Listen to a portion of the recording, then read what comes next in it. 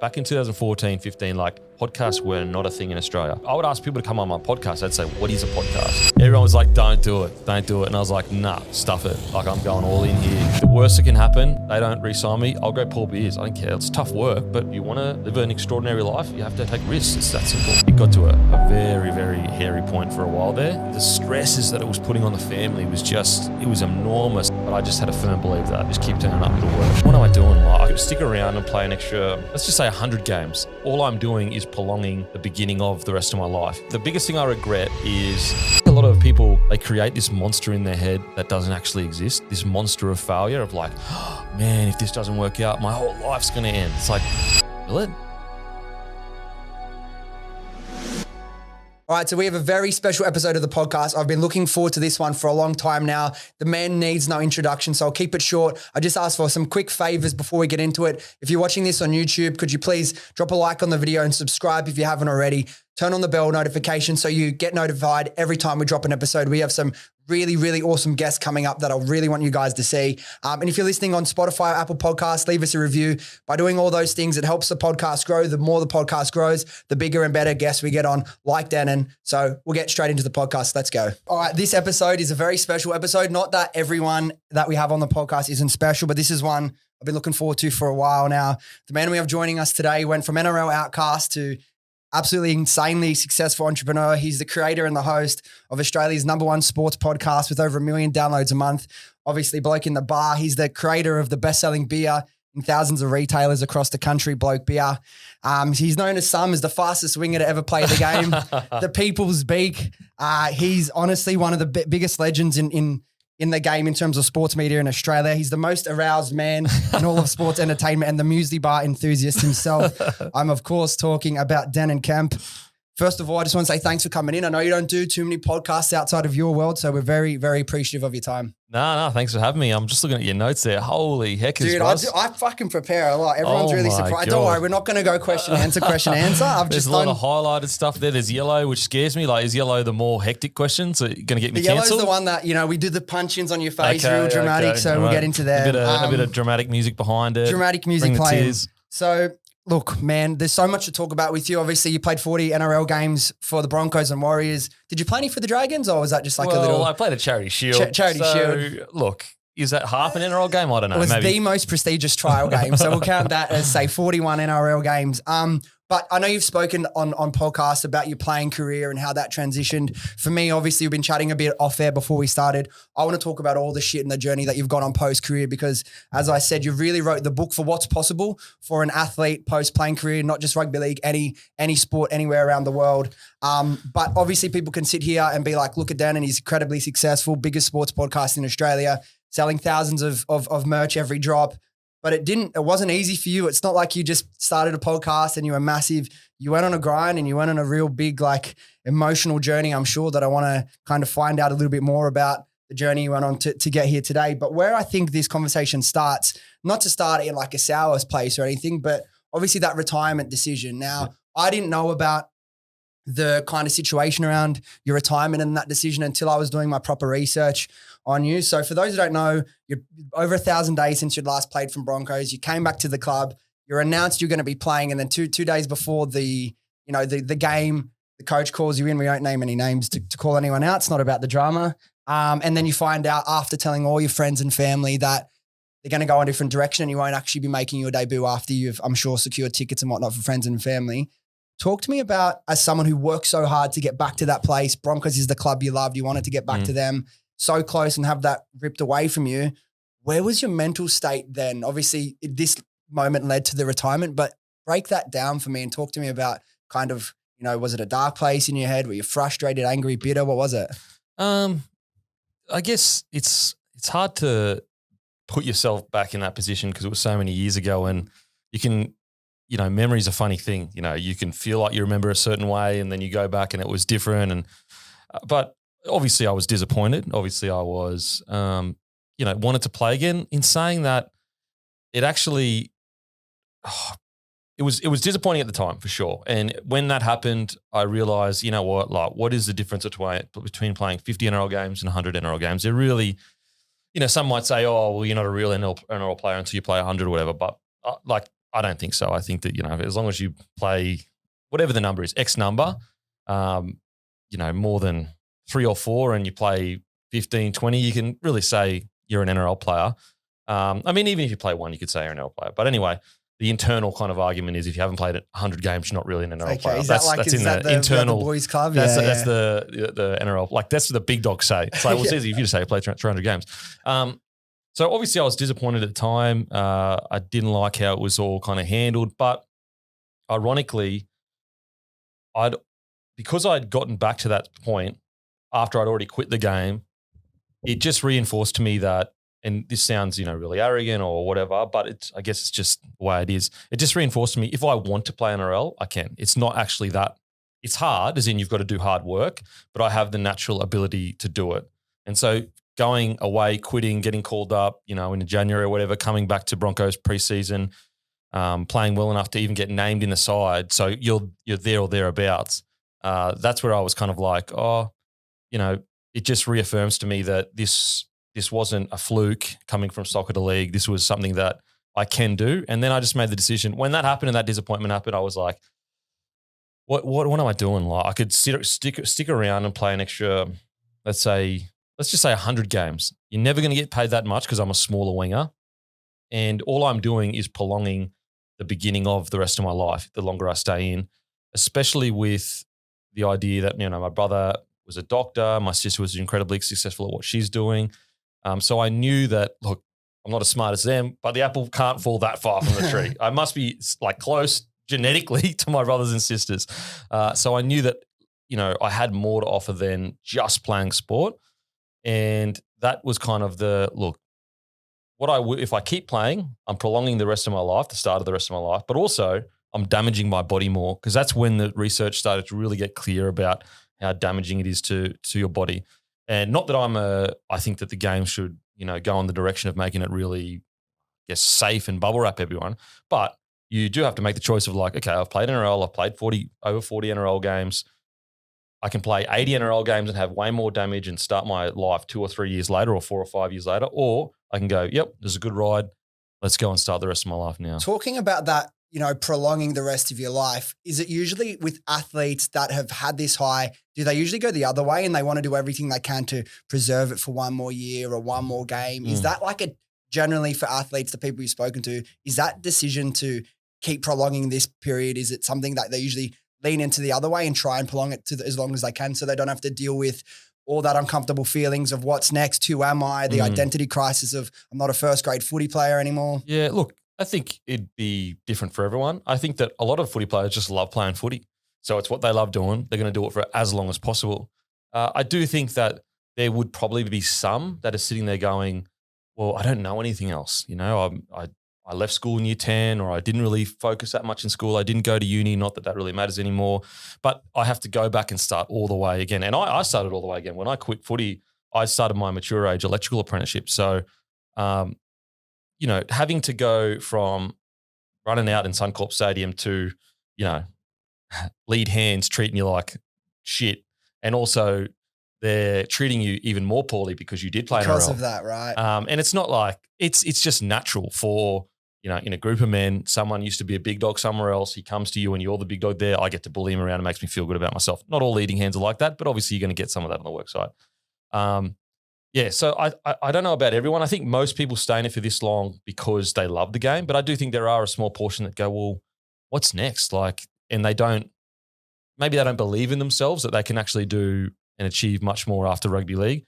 And look, I'm extremely lucky that, my dad worked his ass off and his dad worked his ass off to be able to, send me it was a normal school, but just instill in me that it's important that, even though I never did any homework, but it's just important that you concentrate in these areas because it'll give you, access to more things later on in life. Look, I think it's a mixture of everything, to be honest. And look, obviously now you never would have known at the time. Everything's worked out as perfectly as they could, right? But at the time, I know, putting myself in your shoes, and I want to know if you had any of these thoughts yourself. You're like, obviously you left a little bit, not happy with how it unfolded, but was there any regret, not at, just the way your footy career panned out, but the fact that you had offers from AFL, you had offers from soccer as under 15s? I found this really cool. You playing for like the Queensland Raw side, you went over and beat the under 16s, Manchester United academy side. Like, clearly a very talented athlete. Were you at that point ever like, fuck, I wish I picked soccer, or I wish I gave AFL a crack, or? No, I don't think so. I think that the biggest thing I regret is my talent deserved more. So I was fortunate enough, through a roll of the dice to have the genetics to be athletically gifted. And I should have played a lot more NRL, but when you look back and go, would I change this? Would I change that? Well, then I wouldn't be exactly where I am today. Let's say I played 250 NRL games and then I just did something else after rugby league. There's no way I would trade those extra 150 NRL games or whatever the number is, 200 games, to not be where I'm at today. So you can look back and go, what if this, what if that? Maybe I should have stayed in soccer, or, AFL would have been good, or stayed longer in rugby league, but then I wouldn't be like, I genuinely wake up every morning and feel like I'm the luckiest bloke alive. So why would I change anything in my past when there's so many people out there that would absolutely kill to have what I have? So like, that would almost be insulting to everyone else. No, without a doubt. Now, obviously you went from footy, you did your electrical apprenticeship and were working in the mines down in Mullan way. Was that straight away you knew that was going to be your fallback plan, you were going to go try that? Or was there a little bit of a couple of weeks, a month, like, what am I going to fucking do next? It definitely wasn't the fallback plan of this is what I want to do for the rest of my life. It was more, as a man, you need to go and get a job, and whether you hate it or like it, you need to begin to prepare for when you're older. You're going to have a wife, you're going to have a child. And so that was really the only reason why I got the electrical apprenticeship. I put it this way, I didn't enjoy a single day. There's not a single thing that draws me to being an electrician. Not that it's not a good job. It pays really well, good, honest job. I personally just didn't get the enjoyment out of it that I do in other things. Like, I get a lot of enjoyment out of the creative side of, not that I'm some, artsy creative, because I'm not, but I get a lot of enjoyment out of, talking to people, talking on podcasts, creating content, creating videos, writing articles. That's something that doesn't feel like work for me. And I know I'm extremely lucky to have that. Whereas, there's a lot of guys that don't enjoy being a Sparky, but unfortunately they're just in a position where they've got to make a tough choice of my own happiness or my family's happiness, and they make their family's happiness before themselves. And I just got, I guess, fortunate that everything aligned at the right time and mixed in with a bit of hard work. And you mentioned like going back to like working under like the lead foreman and whatnot.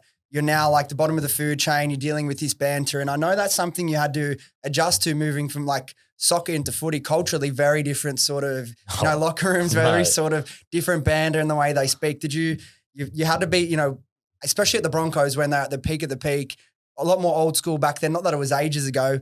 Did you think to yourself, fuck, how have I ended up back here dealing with this stuff? I've got to, earn everyone's respect again. And just a quick one from me. If you've been listening to the podcast for a while, you'd know that after scaling Happy Skin Co. to over $10 million per year, I spent close to 18 months creating the viral brand builder program, which teaches someone with zero experience how to launch and scale their very own e-commerce brand. With over 100 training videos and direct access to me, including one-on-one calls, you'll be guided throughout the entire process. Now, we already have a bunch of incredible results from students that are making multiple 5 and 6 figures per month. So if you want to learn how to build a business that has the potential to completely change your life, then click the link in the description and book in an application call today. Spots are limited as you'll be speaking directly to me. So hopefully I'll chat to some of you soon. But until then, let's get back to the podcast. Not really, because like the guys that were dicks, I was old enough to know, like, you're just unhappy. Like you just have a shit. You just have a shit life. Whereas when you're younger, at no point did I regret going to rugby league. Like the whole time I was very focused and knew what I needed to do. But when you're younger, you don't realize. And also the banter, it wasn't actually the leading hand banter. It's not banter. It's just being a dick. Okay. Whereas the Broncos, it was, there's a certain way we treat people to see if they're going to sook. Do they have the mental fortitude to be a part of this elite group? And a lot of young kids coming out, they don't fit in. And sometimes some people fit right in straight away, and some people take a little bit longer. Look, it's way different now. I know it's an old school way, but the Broncos was extreme, but I understand the importance when you're in a group of men, and I can only speak men specifically. I can't speak for women. The importance of, hierarchy, respecting your elders, respecting people that have been there and done it, and understanding that, if they're, putting shit on you or a bit of banter. It's just about, are you one of the boys? Everyone's been through this. Are you going to go through the same? It's almost like, 50,000 years ago, they had ceremonies where you would become a man. It's similar to that. It's a tradition of, this is what you need to do to become a man in this community. Are you willing to do it? And it's just, that's just the way it is. Now it's very different now. Now the young guys come in and it's all about, everyone's on equal footing, and there's positives and negatives to both. Like I like the fact that these young guys are coming in, and when they debut, they're super confident. But at the same time, sometimes they're overconfident, and sometimes hierarchies should be, addressed. So there's good and bad in everything. I lean a little bit towards old school, but I also see the merit. Like you look at the Broncos and the Panthers, for example, super young, everyone's equal, and look at the success that they're getting. So like people that sit there and go, oh, there's only one way to do something, it's clearly not true. Like there's so many ways to get to a certain point. You just got to try to find the balance between, don't throw the baby out with the bathwater with tradition, but also we have to progress as a community or a society. Yeah, you answered my next question. I wanted to know where you kind of sat on that, but you answered that perfectly. Now, before I answer the next question, I'm just super paranoid. I want to make sure we don't miss anything. Can you just spin it? Because these are more directional than the ones you use. Yeah, sweet. No, I get it, bro. We got Trust the goat me. in here. I'm not fucking it up. It. So where I wanted to go, where were we? We can fucking cut this part out, Joe. Cool. So obviously you're working in the mines, the Mullan. Now, one of the coldest places in Australia, apparently, because of the wind chill. Now, you're catching the buses there. I've heard you speaking about this. What are your thoughts on those buses? What are you saying to these other boys around you when you're traveling to site every day? Well, would have been worst employee ever. So I'm a mature age apprenticeship, and all the young boys would sit with each other. All the older boys, would sit with each other on the buses out to, when we get, so we'd have Laha, which is living away from home allowance. And so we were staying in these, little motels that were okay. They weren't, flash, but also they weren't terrible. And so we'd get to work and then we'd get in our buses and head out to where we were on site. Now, this was an above ground mine, so I didn't have to go underground, thank goodness, because hats off to blokes that do and shills that do. Anyway, so every morning with the young fellas, the banter would start. And every morning I would just be like, boys, there's got to be more to life than this. like, is this what our life was? Like, we get this one life and then you're gone for infinity. And this is it. And so the boys, like a lot of the younger boys would agree, but other boys would be like, man, shut up, man. Like, you're making this so depressing. And ironically, a lot of that younger crew that I was in have all branched out and are doing things they're passionate about on. And look, I know it's almost an unfair thing. Like I do get a bit frustrated when, your generation judges the older generation, but it's like, you don't know the time and place that they were brought up in. You don't know, like, for example, I remember like the last words that my grandfather said to me was, good luck with the beer. Shook firm handshake. He was on his deathbed at hospital. That was the last thing he said to me, good luck with the beer. He could not believe that his grandson had a beer. It didn't make sense in his mind. And the reason why I bring that up is because, to me, with all the opportunity we have in this generation, that's not like to chase your dreams. Like, you can do this, you can do that. The generation before us, they didn't have that opportunity. It was wake up, go to work, and just get by.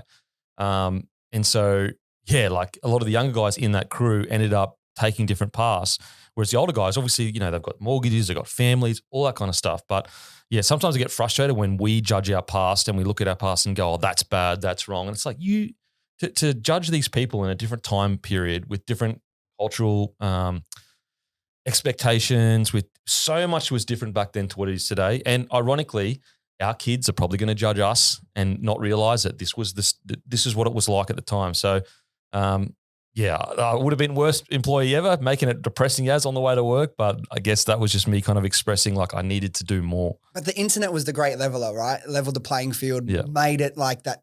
You can start a business, you don't even need any cash down at the start. It doesn't need to be buying stock. It can be starting a channel, recording it off your phone, uploading it to YouTube. There's so many ways that we're so blessed and lucky. What would you have been like? And I'm the same now. You said something in when I was doing some research, you said like, you believe you can do anything. Anything you want to do, you believe you can do. I'm the same, but there's a catch. I can't make myself do something I don't want to do. And if I don't, like, not me, Dylan, yes, I want to do it. Do I really want to do it? If I don't, I'm the fucking worst.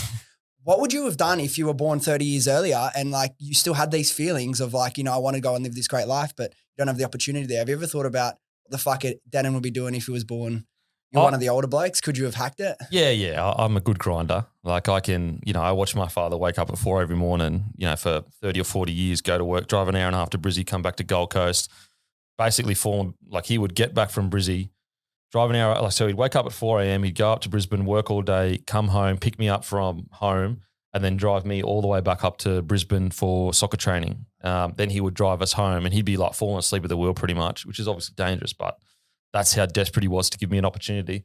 And that's why, when people get caught up in their own ego, you say you're standing on your father and his father and your mother and their mother's shoulders. Like you would never be where you are unless they made their sacrifices. Like my grandfather, he was underground in the mines at 14 years old. Wow. And his main goal was just to make sure my dad got an education.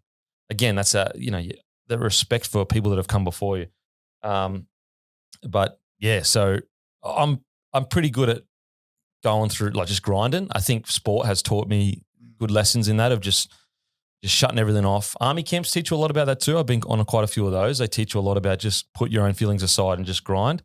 But yeah, it would have been, look, it's hard to say whether I would have been good at it because it's an unknown where if you're in that period, what you don't know doesn't so you're not going to be sitting there going, there's a better life out there. You're going to sit there and start looking for things that make you happy. And you go, okay, hate my job, but when I get home, I get to see my wife and my children. That makes me happy. Yeah. We're so shaped by our time. Like it's like a stupid hypothetical because there's no way to We're no so way to shaped know. by our time. Yeah. The internet, it is the great equalizer, but it's also a big reason for people's unhappiness because they constantly look online and believe these, let's say you scroll through Instagram and you see 50. You wouldn't, but let's say you see 50 images of people your age living an incredible life. You would assume day after day you go through it 50, 50, 50, 50, even though you don't see 50, 50. You would go, oh, that is the normal standard of living, but it's not. That's not real life. First of all, it's probably not real.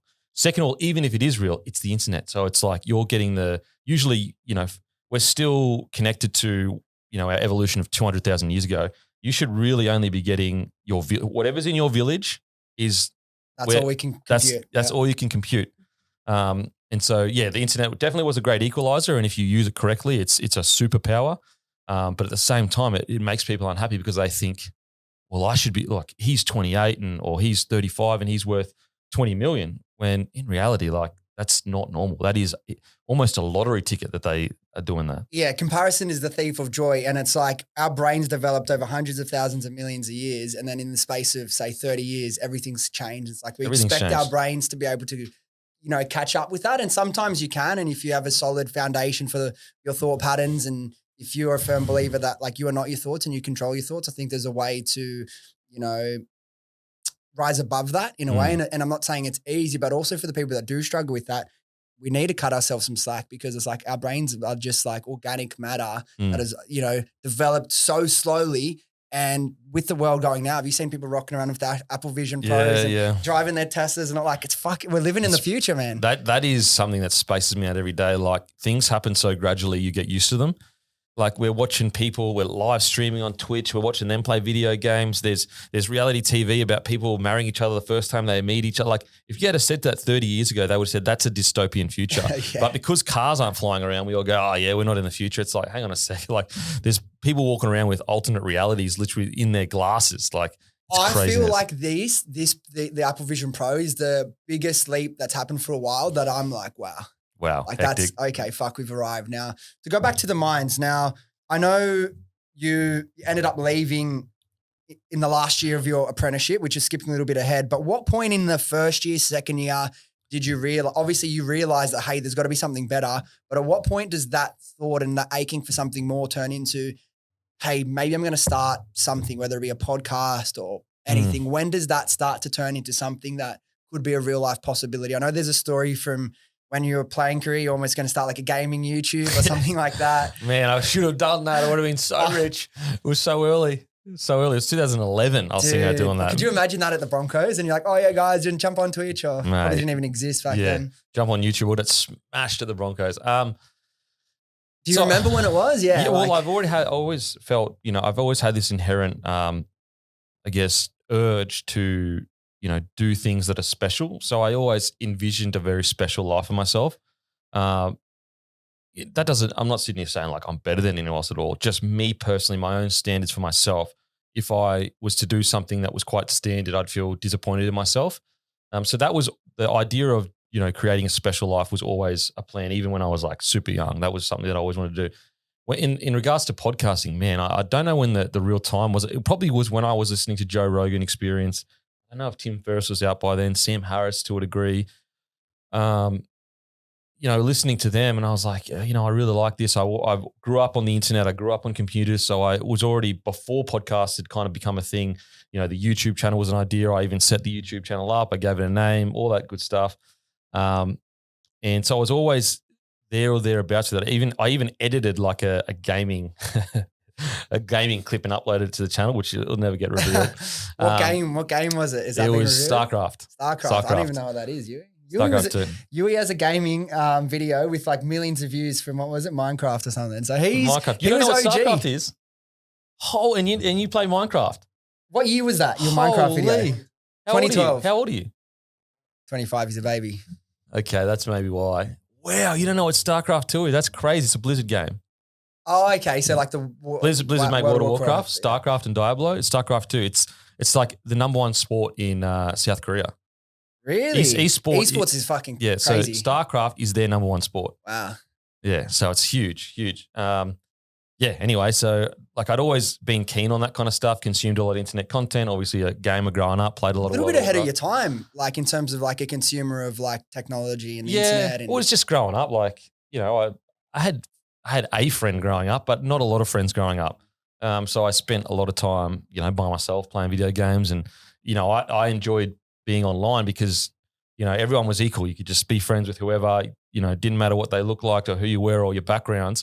Everyone just, we were, especially at that time of the internet, you had a small pool, relatively speaking, of internet enthusiasts. So it's almost like the start of, like with Minecraft. When Minecraft first started, it's people that love the game. Now Minecraft, it's super casual. People that they're there just trying to make money off it. It's become a commodity kind of thing. Same thing with the internet. Back then it was all just people that, almost a bunch of misfits really. So girls and boys that maybe didn't have many friends at school could come on the internet after school and, play games, RuneScape, WoW, Ultima Online, EverQuest, whatever it was.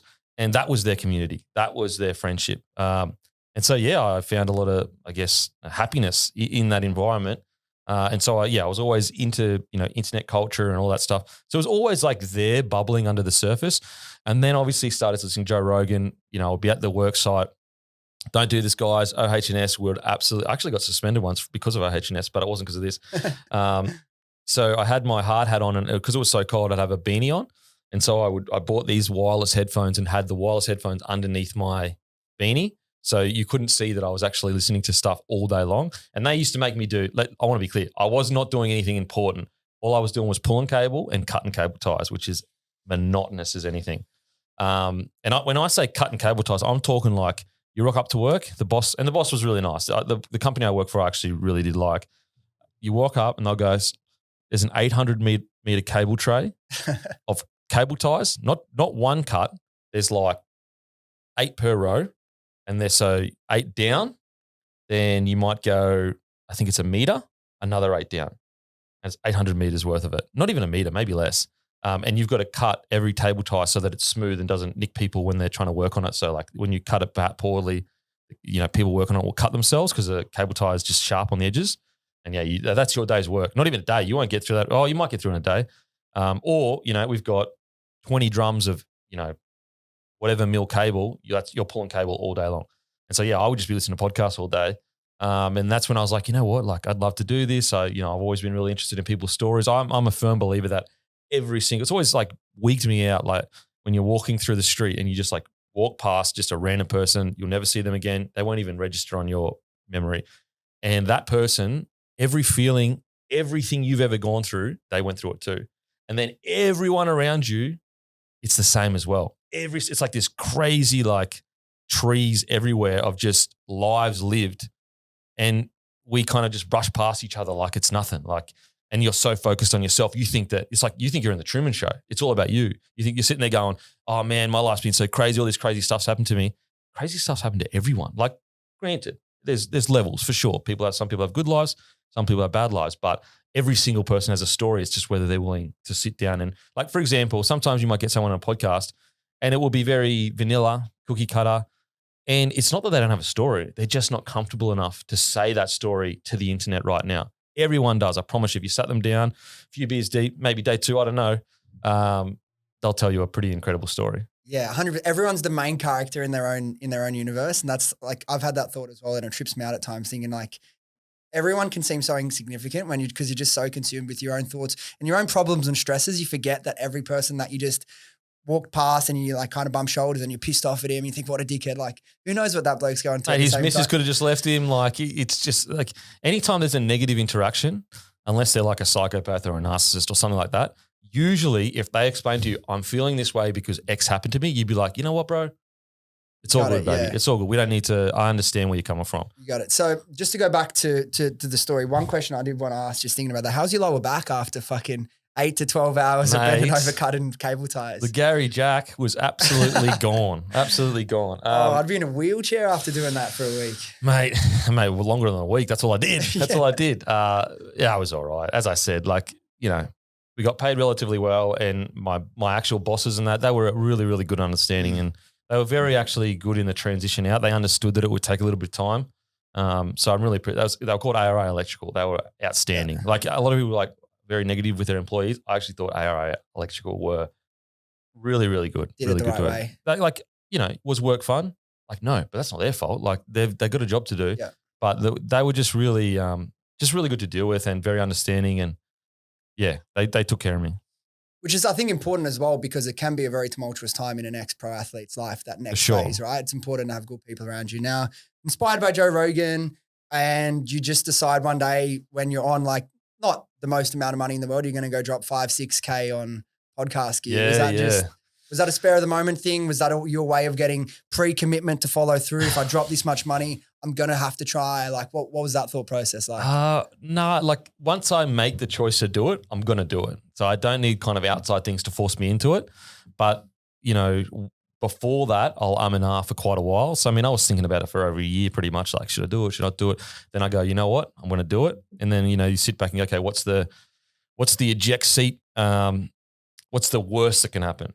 Well, the worst can happen, I get 1,000 downloads a week or something like that, or even less than that. And I can, whatever I do going forward, so the worst that can happen if I continue to do this is whatever I choose to go into going forward, I've got 1,000 people a week that I can promote that business to. And people might go, you know, we see, you know, Joe Rogan, 20 million downloads, whatever. Like, again, stop comparing yourself to a person. A, he's in America, it's 330 million people there, but also he's worldwide. But it's like, if I'm an electrician coming out of work and I'm advertising for free, let's just say there's 500 people that are in Sydney.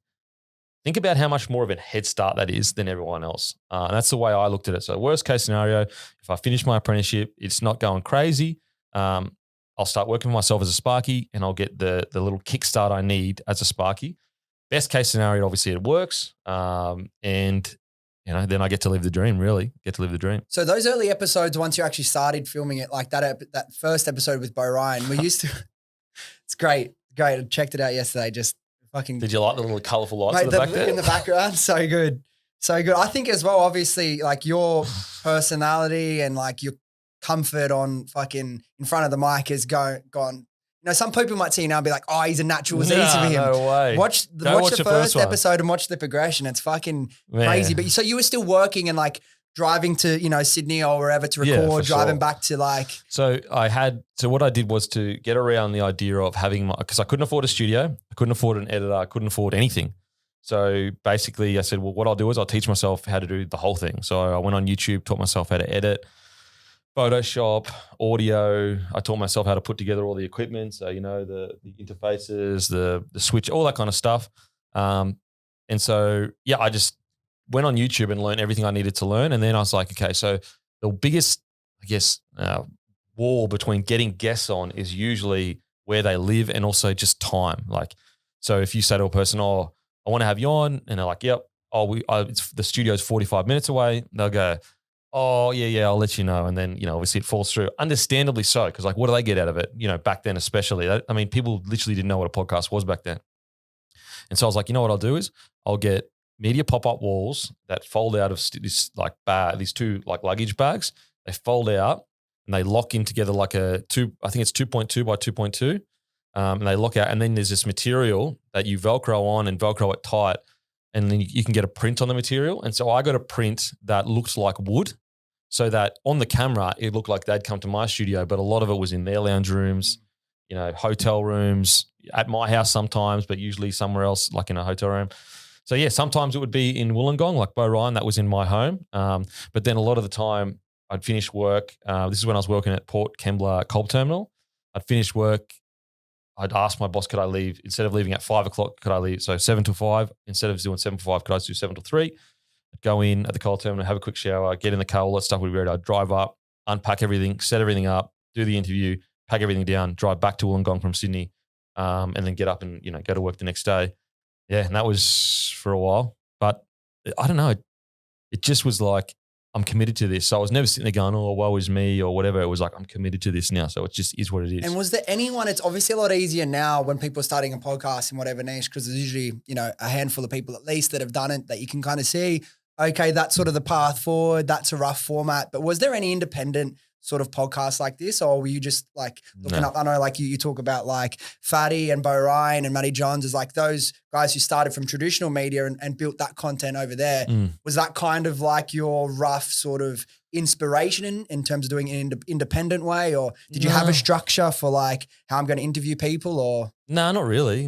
I I'm sure there were podcasts around back then, 2014, 15. But there was no podcast I was looking at in Australia that had the blueprint, at all. I mean, there just wasn't, like, businesses weren't sponsoring it. Therefore, it wasn't a real business venture because you couldn't generate income. In regards to like Matty, Fatty and Bo, that was, they laid the platform in the sense of not necessarily the pathway to do it, but rather footy ex-sports athletes stepping out of their comfort zone and being media personalities. It seems very normal now as consumers of sports content of like, oh yeah, of course they can be personalities. But back then, as a footy player, you'd get, even just doing an interview with a journo, you'd get pizzled for it. Now, Matty Johns is a little bit different because he was so loved by his locker room that he could just do whatever he wanted, and I've spoken to him about it. But I'm sure Fatty and that, the boys gave him stick initially. And people might say, oh, there was commentators back then. Yeah, commentators is different to a personality, and that's what Fatty and Sterlo and Bowie were. So they led the way of like, okay, it's okay for ex-footy players to, put their personalities on show. But in regards to that format of sitting down for an hour and a half, 2 hours with rugby league players, there was no path, but it couldn't be that much different to Joe Rogan. Because initially I was just going to do interviews with anyone. And then I said to myself, well, if I'm doing interviews with anyone like Joe Rogan is, then technically I'm competing with Joe Rogan. Whereas why would I want to compete in a market where he is so dominant and so big, even back then? Why not compete in a market that no one has done it before? And I have a leg up, which is I played NRL, so I can get NRL players on. And that's when I was like, you know what? I'm just going to do sports NRL players and then obviously expand a little bit into athletes. You mentioned now, obviously, like there wasn't people sponsoring podcasts back then. Half the people wouldn't even know what a podcast is. At what point and how long into doing it does sponsors start to come and you're able to start generating a little bit of revenue so you can make that decision eventually to go full-time, to leave the apprenticeship behind?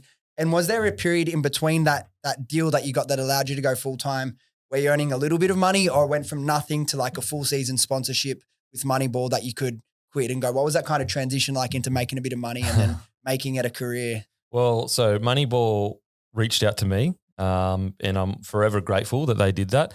It's frustrating when you're at this first, one of the first at something. And look, I'm sure there were other podcasts in Australia that were doing things but again, it's very hard to remember, as in it's not hard for me to remember, but for the general public to remember, like back in 2014, 15, like podcasts were not a thing in Australia. And not a thing in regards to, like, I don't even think they're mainstream yet, but they weren't even in the consciousness of mainstream. Like, I would ask people to come on my podcast. I'd say, what is a podcast? Anyways, yeah. So basically, like in regards to Moneyball, they reached out. But what can be frustrating when you're at the forefront of something is like you just want to shake companies and be like, just trust me, you're going to get so much bang for buck and so much value. But and you're still doing it today, like still today, there are companies like big companies, and look, understandable. I get it when let's say you're a successful company and you're killing it and you're making millions and millions of profit and you've been doing it this one way this whole time. Why would you change? Why would you change? So I understand it. But yeah, so Moneyball were really forward thinking. They got on board. It was a 3-month deal.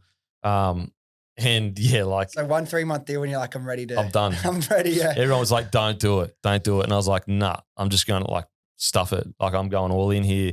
What's the worst the worst that can happen? They don't re-sign me. I'll go pour beers. I don't care. Like it doesn't matter. Like sweet. Because I think a lot of people, they create this monster in their head that doesn't actually exist. This monster of failure of like, oh, man, if this doesn't work out, my whole life's going to end. It's like, will it? Like just go pour beers. Like go be a tradies assistant. Go labor somewhere. Like there's so many ways to get a good hourly wage in Australia. If it all fails and you can't go back and get your old job, just go labor for a little bit. Like, yeah, it's tough work, but do you want to live an extraordinary life? You have to take risks. It's that simple. 100%. And what period does it get? Because looking back in the content, there's a period, I'm not sure where that is, that everything seemed to level up. There was like the new kind of the first like woodenish looking studio. It goes from like the locker room to bloke in the bar. At what point do you make these decisions and like it gets like another level of seriousness? So yeah, you had that initial sponsorship Moneyball, and then William Hill came on board, and then that ended in a disaster. So it was actually as shorter time back as I think it was like 2018 or so, where the podcast like had no sponsors, and it was like, oh shit. And so like it sounds silly, but when it all like exploded or whatever, it's so cliche, it's so corny, but it's when I put my own personality forward and started just being myself. Because my MO from the get-go was, it's not about me, it's about the athlete. People aren't coming to listen to me talk about whatever. They're coming here to hear their favorite athlete's story. So I'm basically, how do I, almost like a good referee, the better the referee, the less you notice them. That's the way I wanted to do it. And then eventually, like, I don't know why I started doing it, but I started just creating content and, doing some React content to some tries and all that kind of stuff. And this was years and years ago. And yeah, it just went from just level to level. And now, ironically enough, our biggest episodes are me talking about rugby league rather than the interviews with the players, which is mind-blowing to me, but it's the way it is. Now, you mentioned there has been like over the years, obviously when you're in such a new media and you're relying on sponsors to, keep the lights on essentially, you had moments now where you'd have a sponsor, the company would get acquired, new owners would come in and they'd be like, yeah, thanks, but no thanks. We don't want to go ahead with this contract. What do you do at that point when you've got no other sources of income but everything you're doing with Bloke? How do you react, first of all, like emotionally? You think, fuck, what do I do here? And then practically, was it difficult to find new sponsors, or by that time, you've made enough noise, people know who you are? It's still, mate, it's 100%. Back then, super tough to get sponsors. Even today, it's not super tough anymore, but it's not easy. It's not like, Fox Sports that uses these, or at Nine or whatever that uses these huge media companies that, pretty much like they can get sponsors like that. So it's still a grind. Like you still got to go out there, show them the numbers, say, look, we got X amount for this company. Look out, like we generated this much money for them. But it's a bit of a mixed bag, because at the same time that was happening, I had just gone up to the Gold Coast to help my brother with a bar that he had opened. He opened a tapas bar that didn't work out, and so he needed some help. And so that had all, the podcast and that had gotten put on the back burner because I had gone up there to kind of save the bar. I was still doing it, but nowhere near as aggressively. And so it was actually an even worse position that I was in, because I had this bar that, was in a dire strait, plus the podcast money had stopped coming in. And I'm just a big believer, just keep turning up. It's the beer's motto. It's literally Bloke's motto, bloke turn up. You just keep grinding. And also, like, I just always say that as long as you've got a roof over your head and you can eat, like, is it that bad? It really isn't. Like, it really is not that bad.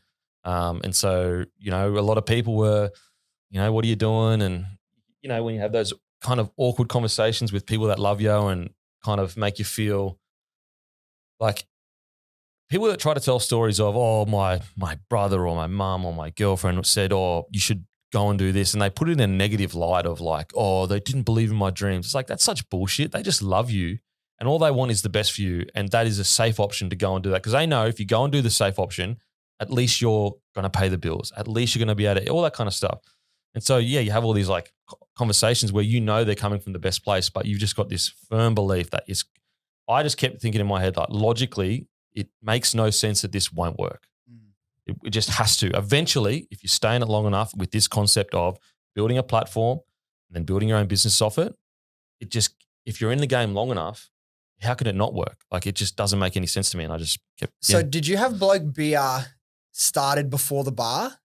Yes. Okay. Yeah. But I mean, it got to a point where we had to stop brewing Bloke beer to sell in bottle-os because we had to focus on the bar because the bar was so far behind. I mean, yeah, it got to a very, very hairy point for a while there. Yeah, I mean, it's just your typical any business, especially with a big outlay in beer and a bar as well.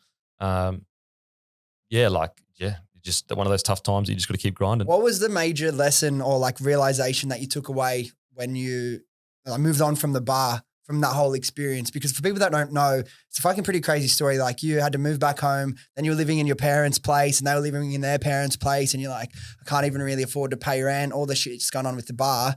It's almost like your own, you've had like a Shoe Dog. Have you read Shoe Dog or listened to? I read the start. I haven't finished it. Just even audiobook it if you're not much of a reader. The Shoe Dog story with Nike, the amount of times over 20 years that this guy should have went out of business and was losing. Nike didn't make a profit for like decades. People think that it's just like this. No. Like, people listening, people think it's just a direct kind of line, a gradual line upwards. It's really not. Like it's up, it's down, it's up, it's down even further. Yeah, like the bar eventually became a success and really, really good. But yeah, there was, for most of the time I was living in my family's home. They were living in their parents' home. And the rent from the family home they usually got off people renting the family home was, helping them live. Pay their bills, yeah. And so the stresses that it was putting on the family was just, it was enormous. And that's why, anyone else in that environment would have said, Denan, we need the rent. Like we need to get paid because we need money, but because they're your family, they love you so much. And so I'm forever like, they know I'm grateful, but like the pressure of all of that going on, then you've got other things going on, like you've got, other people involved. It's just the pressure of all of it. But I just had a firm belief that, even if everyone was like, look, you're on your own, I would have said this is going to work somehow. You're going to work somewhere. Not that it ever got to that point, but I just had a firm belief that just keep turning up, it'll work. So what was the turning point to turn the bar out? Because hospitality is fucking hard, man. To make money in that, like the margins are razor thin. And if you don't hit the right amount of people inside, like it's so easy to lose money. Well, so the turning point for everything really. So we basically we built up such a great brand. Like obviously Bloke was so good and we had people that were interested in, acquiring part ownership of it. And that just gave us enough capital to release me from just doing the bar stuff. And so that gave me, it wasn't heaps, wasn't this crazy amount, but it gave me enough money to live on so that I could focus on the content side of things. And then as everything was exploding and going crazy, purely off the fact that instead of me, I was literally pouring beers, all week long.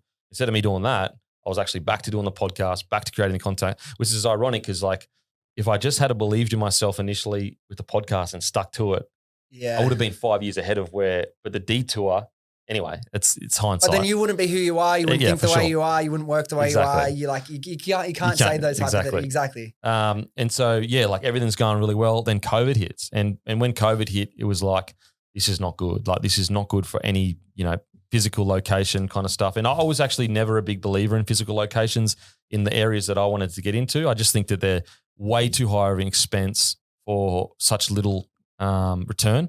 Obviously you have to have offices and that, but even small bars and that, you're outlaying hundreds and hundreds of thousands of dollars to maybe get hundreds of thousands of dollars back. It's just not a good trade. Now, if you love doing that, that's your passion. That's great.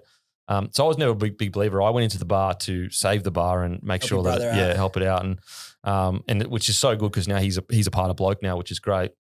He has his own thing, but he owns a part of Bloke. And so. Yeah, we were like, look, let's just get rid of the bar because COVID's hit and this is going to be a nightmare. He's a doctor, so he could kind of, see what was happening and blah, blah, blah.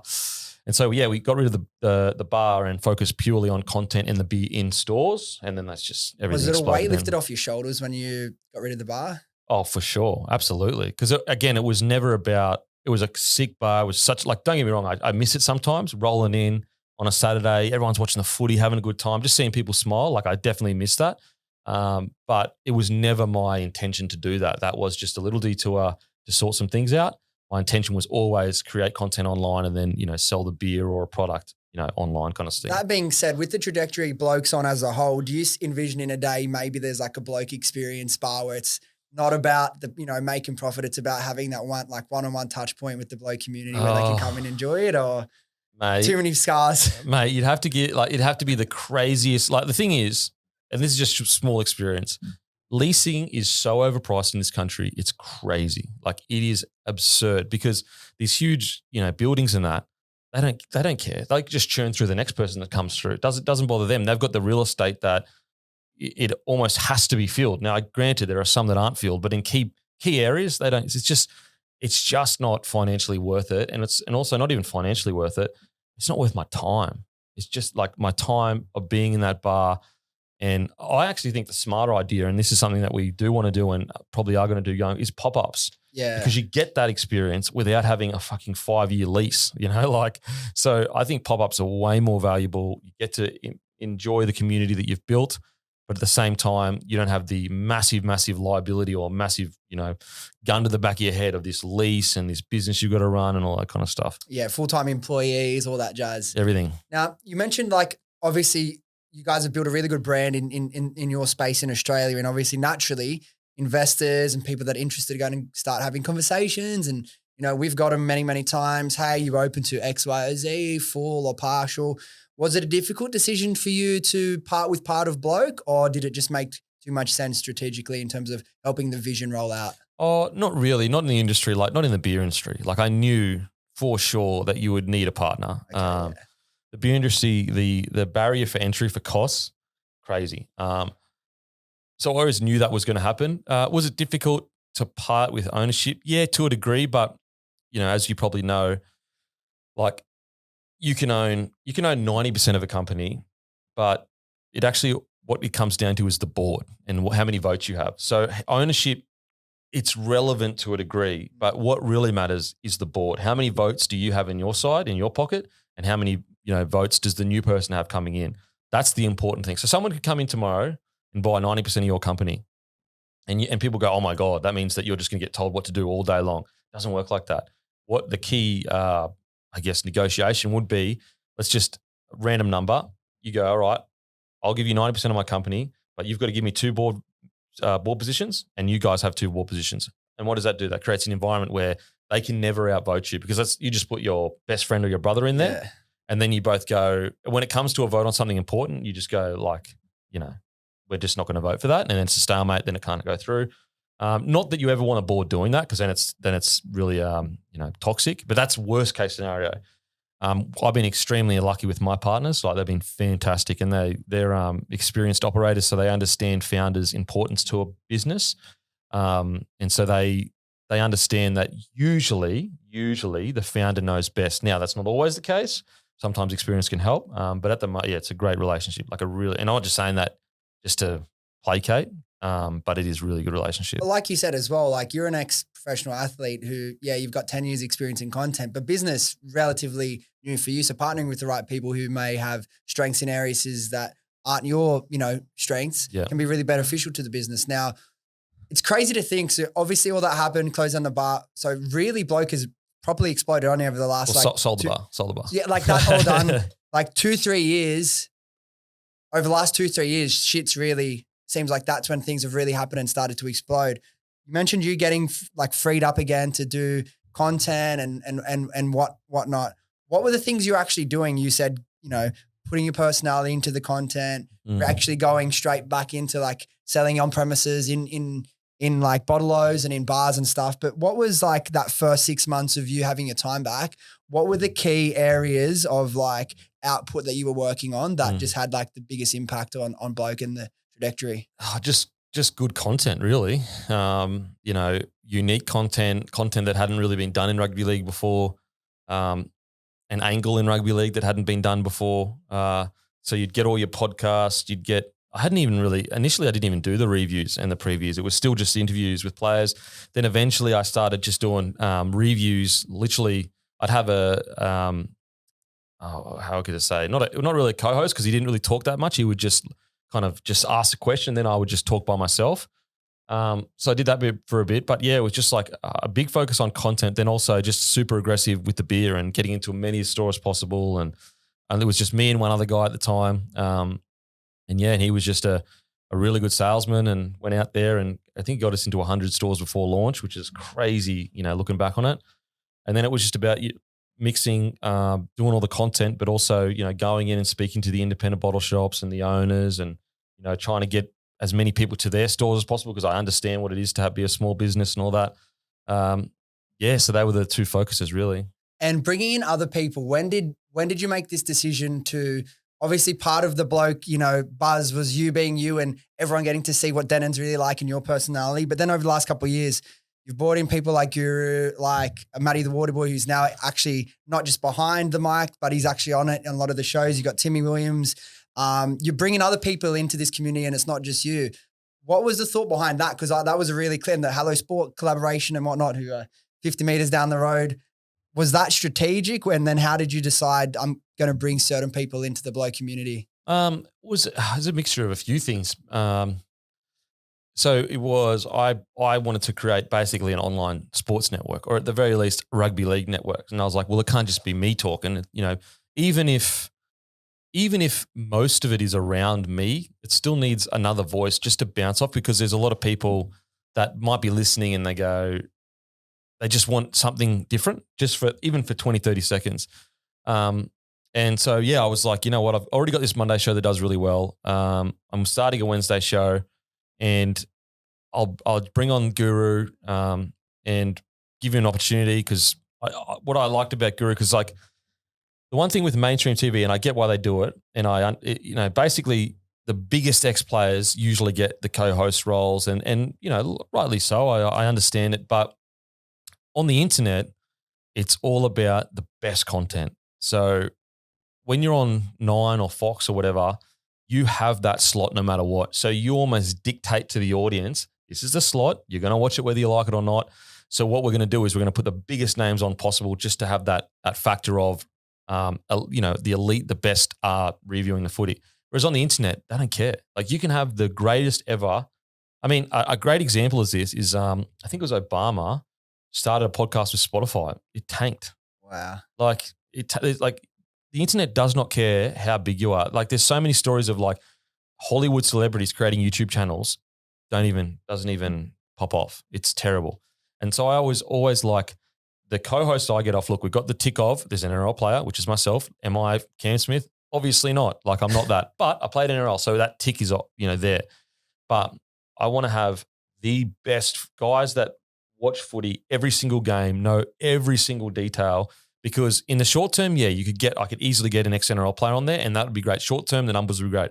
But long term, the numbers aren't going to be as great. Whereas a guy like Guru and Timmy and Maddie, and now we've got Hammy as well, long term, when those people build up their profile where they're similar to a player, so now they've got the profile tick that a player usually gets, a profile tick, but also they're delivering extremely good content. And so long term, it's much better to have someone that's actually good in that role. Because, like, let's be honest, there's some hosts that talk footy, like, they don't watch every game. Like, you can tell they don't watch every game, which is understandable. It's fucking tough watching every game every week. Not tough as in bad. It's just sometimes it can be a grind. Yeah, it's a big commitment. Whereas that's something that we offer that's unique. Like, we got people on the panel watch every single game. So you're getting way longer podcasts with way more detail. So that's why I decided to bring on Guru. Then I was listening to Timmy. I thought he was good too. Brought him on. Hammy, love Hammy, funny, a bit of lightens up the Monday show a little bit, and someone for me to bounce off sometimes. And Hello Sport, similar situation. I thought they were, really talented, and I just wanted to give them. I always promised myself that if I got successful, I would give other people opportunities that I never got. I had reached out to every network possible and, given them all my ideas and said, look, I'd love an opportunity. Like, there's so many years where I would have literally worked for minimum at like 50 grand a year. I would have been sweet. I'll do it. they just weren't interested. And so I was always like, you know what, if I ever get to a point where I can give people opportunities, I'm going to do that, because I remember what it was like when no one would give you no one would even answer your emails, like wouldn't even answer the emails, which is sweet. I get it. They're doing their job. They're focused on all these other things. They're not sitting there, going, stuff this bloke. It's just the way it is. And yeah, so Hello Sports, super talented. So I'd love to give them an opportunity. Plus they obviously bring stuff themselves, their talent. And yeah, everyone has been really successful. It's been so good. And has the tables turned, like now that you've exploded as big as you are, do you start getting knocks and inquiries from more traditional media, or are they in a way seeing you as like the enemy for the attention so they don't really mix? Look, I understand today it's very easy to be anti-mainstream media. And look, some of it is 100% deserved for sure. But the mainstream media for me have been nothing but nice. Like, nothing but, because you got to remember, like, they're people. Like, mainstream media is just made up of human beings that that live next door to you, that they're just the same as you. So they've all been really, really good, because I haven't gone out of my way to have goes at them or have cracks at them. And also, like, it's very easy to go, Fox this or Nine this. It's like they also create incredible content. We have to remember, Nine and Fox have invested, and they get something in return, don't get me wrong, but billions of dollars in rugby league. We all love rugby league. So let's say they just disappear tomorrow. What happens to our game? What happens? It goes. So as I said, I get it. There's some, just like in any industry, there are a few bad apples that do bad things. But for me at the moment, they've been nothing, Fox and Nine have always been super nice, graceful. There's been no dramas, no issues at all. And for Bloke personally, like I've noticed probably I'd say over the last 12 to 24 months, maybe not just covering footy. There's a little bit of boxing, a little bit of cricket, maybe a little bit of the tennis when it's on. Was that a decision you made to just slowly, obviously not doing podcasts and shows about them at this stage, but just covering it in terms of— Stop you right there. I am Mr. Cricket. I'm Mr. Cricket. Mate, I'll tell you what, any listeners that listen to Bloke, that listen right now, they know. Okay, yeah. So there's Bloke cricket shows. I've missed it. We talk about cricket, but the joke is I don't know shit about cricket, but I talk about it. Okay. It was always like, eventually we would, branch into other sports. But basically, like, we branch into sports that we know the league audience is most likely watching. And culturally relevant as well to the same people. Exactly. Because like Bloke in a Bar is, culturally tries to be, the way I see it is from the get-go, I want to make Australian culture cool. I feel like we focus so much on America, and if that's your thing, that's your thing. Like, is the cool thing, and the basketball in NFL, yeah, it's cool to watch, but I think Australia is just as cool, in my opinion. I think it's cool as shit. I think we should be proud of our culture and proud of our sports. And so if there is something big happening in our culture, Bloke should be, reporting on it or whatever, or talking about it. Now, we'll say, I'm not going to get into AFL. You won't hear me talking about AFL because I have to put my culture first, which is rugby league is my culture. Not to say I'm like some anti-AFL guy, but it would be super weird if I was like, what's going on, guys? In the AFL this week, this happened.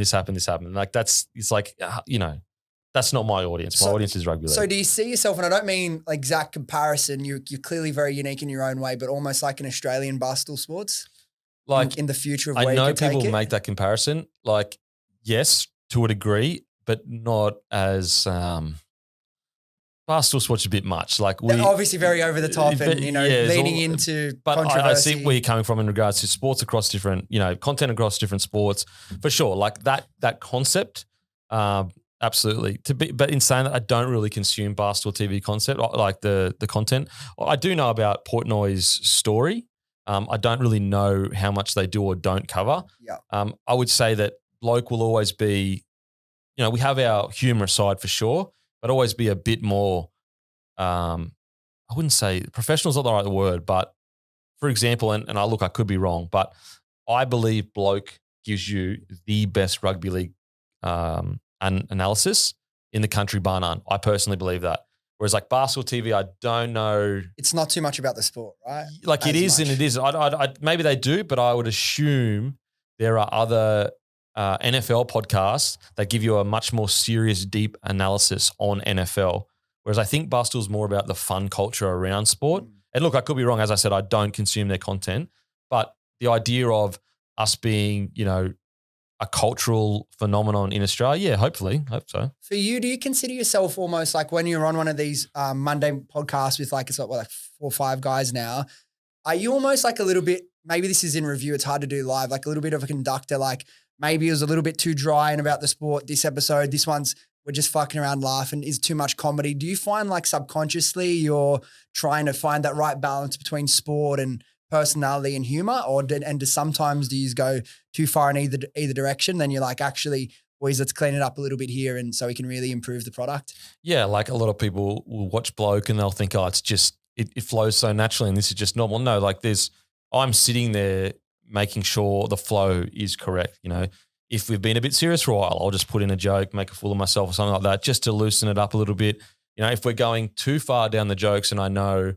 It's like anything. The more you do it, the more you know the vibe of it. So you'll just sit there and you go, okay, this joke's funny to us, but the listeners right now, like, I don't give a shit about your in-jokes. I've just watched Para Eels beat Penrith 30-6. I just want to hear about that. And so you've got to be always aware of like, not what you want, it's what the audience wants. It's a mixture of, you know, this is my expertise, so obviously I've got to guide it, but at the same time, you've got to remember, especially the Monday show, people are tuning in because they want to relive that 80 minutes where their team just absolutely dominated someone else. They just want to relive it. They're waiting for the podcast. They can't wait. Thursday's a bit different. We still do a bit of footy, but the expectation's different. When you come to the Thursday podcast, you know, we could talk about anything, going to have a laugh. So it's just about setting the expectations, but then delivering on the expectations. You can always, like, it's easy to set the expectations and not deliver. When you come on a Monday, you're going to get a bit of comedy probably every 10 minutes or so, a bit of fun, but it'll be like just a one-liner that'll just make you laugh a little bit and then boom, you're straight back into it. Whereas you go to Thursday, you might get 20 minutes of utter nonsense. And so, yeah, it's just about what does the audience expect and then delivering that. And in terms of, because you prioritize like content and the quality of content overall, like, do you have any favorite pieces of content? I think for me, as a consumer of some of the stuff you put up, I haven't watched every single video, but 2 things stand out for me from the last year. Obviously, the breaking the curse, eating whatever that liver or thing was with the Hello Sport Boys. But also what I really love, because I'm also a cricket fan, the promo content that you boys did at the cricket nets with like Water Boy and Guru, like that shit, I was absolutely pissing myself laughing at. Where do these ideas come from? And do you have any favorite pieces of content from over the last little bit? Or yeah, that cricket one. It killed me, man. Far out. So good. I don't know. I kind of, you know, just when I'm working out or chill, like sitting there, I'll almost have an idea or a concept or something that is comical, and then I'll almost begin to edit the video in my head. Like, okay, this is where I'd start, and then I'd say this, and then I'd say that, and then I'd say this, and then, you know, within a day or two, it's probably edited in my head, and then I'll just I used to edit them all, but then I'll go to Maddie and say, this is what I want you to edit. My favorite bit of content. All right. I like when we launched the mid-strength beers, the turn up for your mate. Yeah. When basically the content is, and they're the 3 pinned videos on our Instagram. If you go to that, basically Mitch Orbison is always known as like, his career was turning up for the boys, like play any position, do anything. And so basically the concept was you're in these situations that, you know, are just absurd. And you're like, oh shit. And then basically the Orbo or Finucane, he can like smell on the air that he needs to turn up for the boys. And so, for example, like one of them was, I'm coming out of the house. I'm about to catch a Uber. I've been on a drink. I'm about to catch an Uber or a taxi somewhere to like have more beers, and I trip over. And I miss a taxi. I miss Uber, and the Uber app's not working. So I'm like, you know what? I used to be an athlete. I should just run. I run. I trip over. When I trip over, Dale Finucane can hear me. He runs like all the different shots of him running like hundreds of meters to me, and he carries me to the house that I'm having beers at. And so basically, it's just a funny thing about turn up for your mates. He carried me there as an Uber. They're probably my 3 Some favorites. of it honestly gets to like SNL skit levels, like with the context around like the Australian culture and footy. It's so fucking funny, man. I do want to ask some questions about footy. I only have a couple. I said I didn't want to focus too much on that because of obviously I'm so interested in everything you have done. But 2 questions I wanted to ask about from your footy time. The decision to go over and play in New Zealand was one that I guess would have taken a few people by surprise at that stage in your career. Talk to me about that experience. And I guess like the main thing is like, what was the lesson you took away from that experience in NZ? Well, it taught me how much I love Queensland and love home. Look, that was just a decision that because I was so new to the game, I didn't understand the ramifications of it. I didn't understand the gravity of moving to a whole new country and what that would entail. And it was just a perfect storm for it not to work, not from their end, from my end. Look, if I'm being honest, and I still take full responsibility, I made the choice. In a perfect world, though, I wish I had got better advice from my management at the time. I wish they had been like, mate, you've been playing footy for like 2 or 3 years. You know, if you're going to go to a club, go somewhere in Australia or stick at the Broncos because they had an offer for me. I mean, the reason why I went over is because at the time the Broncos had told me I was third string winger at the club. So I was like, I feel like I'm an NRL player now. I was playing NRL at the time. And, you know, so basically my manager just came to me and said, like, we've got a deal from the Warriors. It was 90 grand a year. So it was, people think that I signed for like hundreds of $1,000s. It wasn't. It was 90 grand a year. No match payments, which so actually if I played the whole season at the Broncos, I actually would have earned more at the Broncos than I would have at the Warriors. But they were offering, you'll play first grade here. And it's funny how footy works. 2 weeks later, all of a sudden I was the number one winger at the Broncos club. And all of a sudden they had more money to give me and, you know, all that kind of stuff. But I had already verbally agreed. I hadn't said it to their faces. I hadn't shook any hands, but I already verbally agreed through my manager that I would go to the Warriors. And I'm a big believer if you give someone your word, you follow through. I just think I don't know. I understand. Look, put it this way. Like if you're in a contract and you go to someone, you say, I'm not happy. Is it okay if the league? And they go, yes, it's okay if you leave. That is just a mutual thing that happens all the time in life where you can talk about it. But if you say to someone, I want to come, and then you get these much bigger offers from all these other clubs and go, oh, sorry, I'm not coming anymore, then I think that's not honourable. That's not integrity. And so, yeah, I was like, I'd already agreed to it. Yes, I could earn hundreds of thousands more at other clubs, but I said yes. So I'm really proud of myself that I did that, even though there's an argument, it cost me my career. But I can always know that I stuck to my word. Things I learned whilst over there, how important off-field is for your life. I was in a really toxic, terrible relationship, not from my end, you know, from the other end. And it was just a perfect storm for it not to work. And yeah, so like it taught me a lot about having the right environment off the field to bring the best out in you. And, you know, when I was over there, the club was so good to me, but I just didn't open up because I was so just dealing with so much and just was out of my, you know, comfort zone and yeah, just a lot going on. This goes back to Maslow's hierarchy of needs, right? Mm. It's undefeated. Like you can't, if like there's a fundamental issue at the home or with family, it's very difficult to perform at your best, right? Yeah, absolutely. Who was the Warriors coach when you were over there? Ivan Cleary. Was it Cleary? Yeah, Ivan Cleary. Obviously he's like I think anyone would fairly say he's a very different coach now to then, but were there like, obviously you're a young bloke yourself, but could you see him at that point so early in his career that he was going to turn into like this GOAT that he is now? Or Oh, look, he was always a good coach, like super young. He'd already, you know, he led the Warriors in 2011, I think, to a grand final, like always a really good young coach. So there was no denying that. But anyone that's sitting here saying they could have seen this happening, even I don't think Ivan saw this happening. Yeah. Like this is seriously historic. I mean, obviously it's historic. It's 3 in a row, but I don't think we're almost used to it now with this Panther side. Oh yeah, like 3 in a row, like they're so good, they're so young, everything's great. Like this does not have, like think about this. A team of the Melbourne Storm, coached by Craig Bellamy, who many think is the greatest coach of all time, with the greatest player of all time in Cameron Smith, arguably one of the greatest sevens of all time, the greatest fullback, Greg Inglis, Cam Munster, they couldn't even win back-to-back. Penrith have done 3 in a row. Like that is how good this incredible Penrith side is. Like it'll probably most likely in my lifetime never happen again with a salary cap. And what's your thoughts on this season? Obviously, even last year they had a couple of losses. Matt Burton, William Kikau. People start, you know, Api Coruscant start saying, "Oh, this will be the year that they fall off." Didn't happen last year. They've obviously lost more players this year. Stephen Crichton, amongst others. What do you think as someone who's like a proper footy nut in terms of? Would you put them as favourites, top 2, 100% top 3? favourites, 100%. Like if the argument, after they won their first premiership, if the argument was, okay, it's hard to win back-to-back, you lose that fire, they come out and win their second premiership. In the third year, if you still had that argument, I'll be like, that's a fairish argument that they may become complacent. That argument makes no sense anymore. They've done it 3 years in a row, like 3 years in a row. So they're clearly, their energy levels clearly aren't an issue. Their training loads clearly aren't an issue. Like, it's not like they're getting to the end of the year and struggling and falling off. So look, any team can get complacent at any time, but history would suggest over the last 3 years, they don't get complacent and they don't get tired. So it's like, of course they're favourites.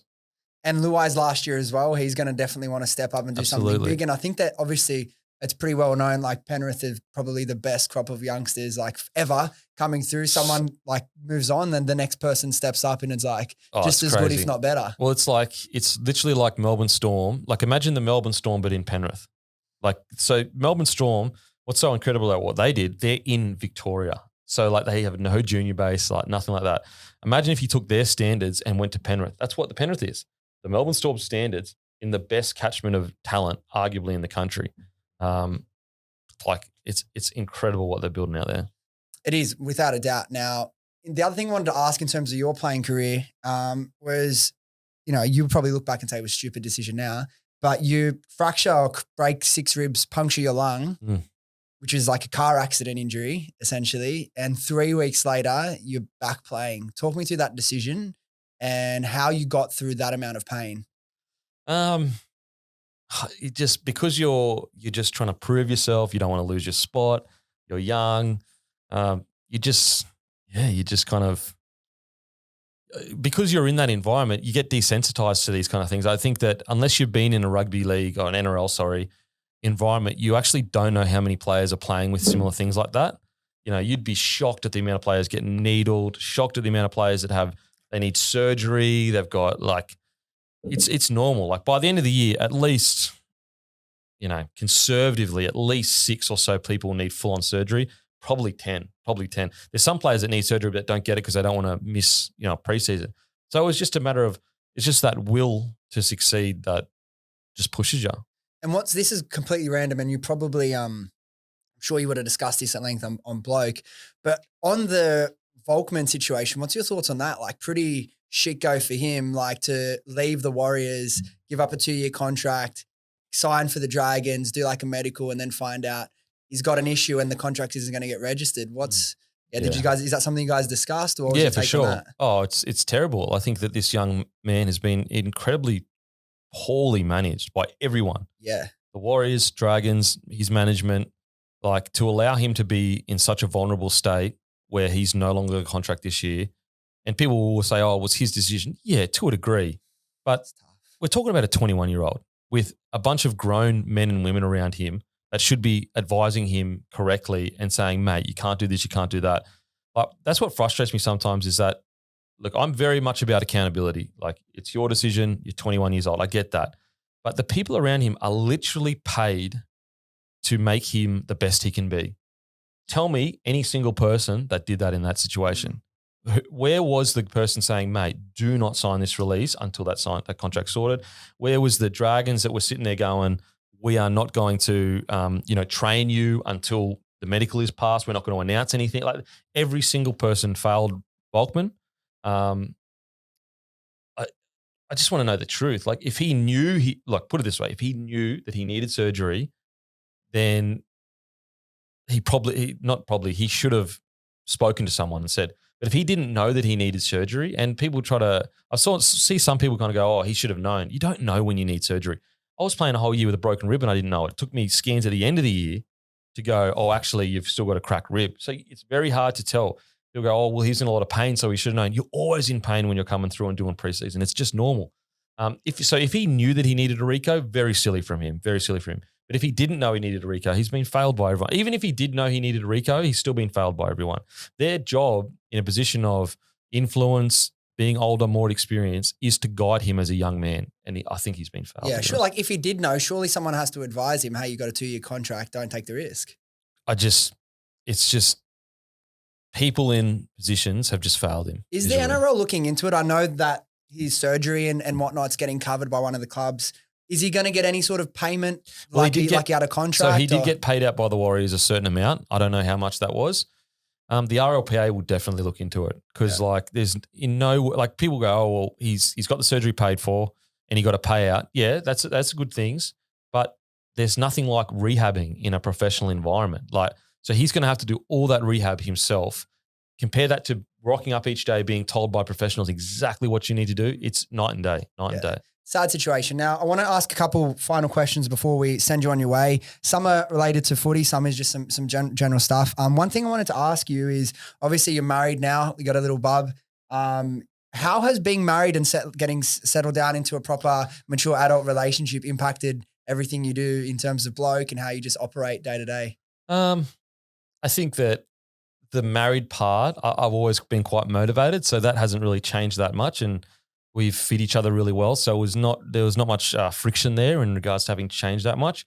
Having a child, obviously, it's just that extra, thought of, do I stay at work a bit longer or do I go home and help the wife? She's been with the kid all day. Do I go and take the kid from the wife for an hour or two just to give her a relax, just to relax her a little bit?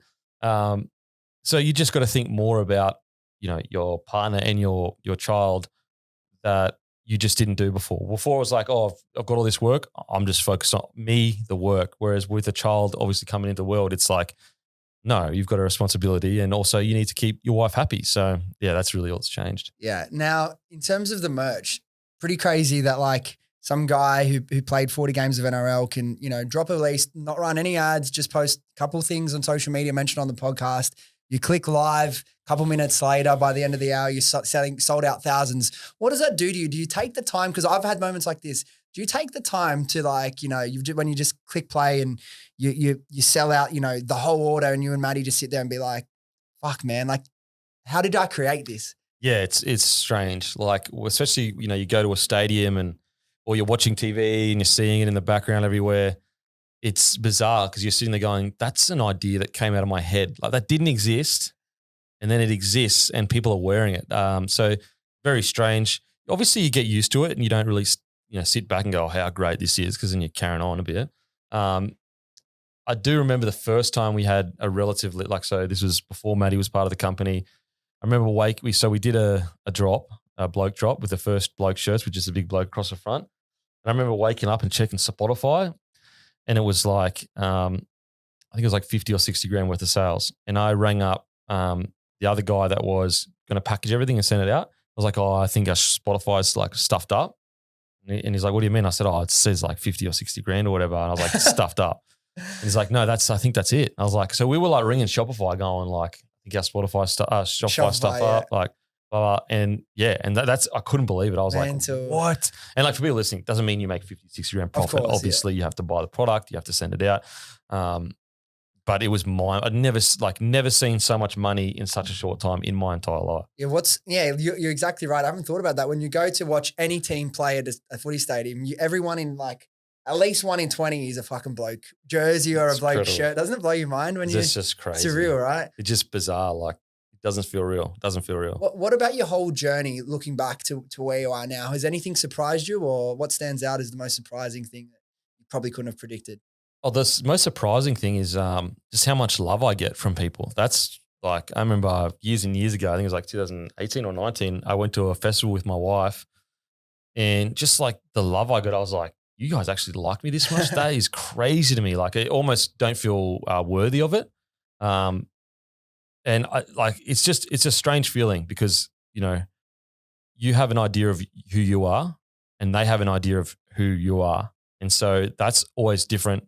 It's always different. And so that it's just a strange feeling, like they see you and listen to you all day, and there's this kind of idea that is larger than life, I think, to a degree. Whereas in your head, you're just like, I'm just a normal person, normal bloke. Not to say that I'm some hero or anything. Yeah, that's the strangest thing is like that idea that you kind of exist as an idea in all these people's heads, but that's different to your idea of yourself, kind of thing. Yeah, and everyone feel like you might bump into someone on the street. You've obviously never seen them, but they feel like they're your best mate because they've listened to hundreds of hours of you talking. Man, the amount of times I've been going for a run and people are like, holy shit, man, I'm listening to you right now. It happens all the time. And I'm just like, fuck, that's so buzzy. I'm so grateful. As I said, like every day I wake up, and it's not even a like, cringe. Every day I wake up and feel lucky. Like genuinely every day I'm like, I'm literally living the dream. Literally, like I get to talk about footy, sell beer, and that's the dream. Like what else is it? Tell me something better that a bloke could do. Every guy's dream. Just chat to your mates about whatever sport for like 4 or 5 hours. We did a 7-hour podcast on last Thursday, and then Monday when I was driving in to go to the gym, I messaged Maddie and I was like, "That's weird. Like I wish we were doing like another podcast today." Like that doesn't happen for people usually. They got to go to a job they don't like. They're grinding out. There's so many parts of their job they don't like. I literally just get all the enjoyment, all the benefits. So I get it. Like I'm super, super lucky. We were speaking about this right before we started recording, but what's more important for you? I spoke about it from my perspective, but like if you look at say the next 10 years, what are you more worried about, how much money you make or how much you enjoy the next 10 years? Well, it's really, I understand. Like let's say you're right now, you're on 60 grand a year and someone says to you, oh, money doesn't matter. It's like, man, shut up. Money matters. Money matters. Like, but once you get to a certain point, so let's say you took that same 60 grand person and you put them on 150 or 200 grand. And then you had the conversation to them, do you really and you said to them, okay, you've got to trade all your time with your wife, all your time with your child, and you'll be worth, 30 million or whatever. Then their answer might actually be quite different because I know mine was. So when I was starting, it was like, oh man, like so focused on how good would it be, $50 million, $100 million, all the stuff you watch movies about and it's not reality. But then when you get to a certain point where you don't have to worry about how you're going to pay your next bill, you don't have to worry about, can you afford groceries? I'm still, so then you get to that point and you're like, I'm just grateful I have that because I remember the time where that was a stress for me. And so now when you're in that position of privilege and comfort, it's like almost greedy to say, well, I want $100 million. Now, don't get me wrong. Eventually, if it is worth that much and that happens, that would be cool. Great. But I'm not willing to sell my time with my friends, my wife and my child for that. So if I get to have a good family life and be there for my child and my wife and that happens to happen, great. If it doesn't happen and I just get to wake up each morning, pay the bills without having to worry about it, live a good, comfortable life, I've won the lottery, literally the lottery. 100%. I love that. I think that's a perfect place to finish. Denan, you don't have to do these podcasts. Obviously, you're one of the top dogs, even though you don't like to big yourself up in Australia in this whole game. You've achieved incredible success and you still find time for people like me and this podcast and everyone in the community. So thank you so much. We do have a different audience to you. A lot of them will already know where Bloke in the Bar is and what you guys do. But for those who don't, where's the best place people can check you out, the content, the beer, the podcast and all of that? Just type Bloke in a Bar in any search engine. Well, not any search engine. Most search engines. Most search engines, let's clarify that. And you'll be able to find Bloke in a Bar. You hope you're not appearing on all of them. There'll be Look, I fucking hope so. I'll be getting cancelled. Yeah. Maddie set up some secret cameras in the office. Anyway, bro, yeah, look, I really, really appreciate it. You're the best, man. Keep doing what you're doing. We all appreciate you. So thank you very much. Thank you. All right, guys, thank you so much for listening. If you enjoyed this episode or you got something out of it, do yourself a favor, do me a favor, do your friends a favor and share this with them and they can come along on this journey with us. Thanks again and I'll see you next time.